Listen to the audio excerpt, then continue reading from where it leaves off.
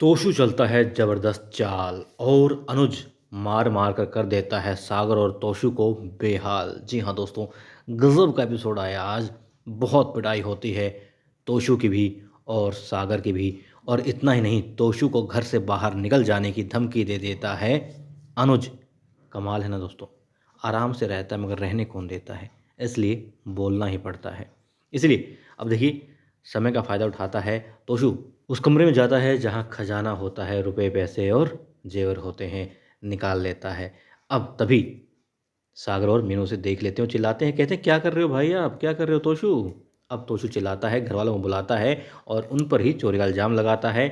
जब नहीं मानती अनुपमा कि ये सच्चाई है, तोशु झूठ बोल रहा है, वो कहती है, तो फिर वो कहता है इतना ही नहीं है, सब लेकर भागने वाला तो था ही, साथ ही मीनू को भी लेकर भागने वाला था। और फिर दोनों में हाथापाई हो जाती है। वो उसे झूठा कहता है, उसे झूठा कहता है और दोनों एक दूसरे पर खूब लात मुक्के गुस्से मारते हैं, आरोप लगाते हैं, झूठा मक्कार ना जाने दूसरे को क्या क्या कहते हैं। अब अनुपमा बेचारी बेहाल हो रही होती है, उसका सर चकराने लगता है। उसकी हालत देख करके अनुज को और ज़्यादा गुस्सा आता है और वो फिर अपना आपा खो देता है और दोनों तोशु और सागर को पट पटक कर धोता है।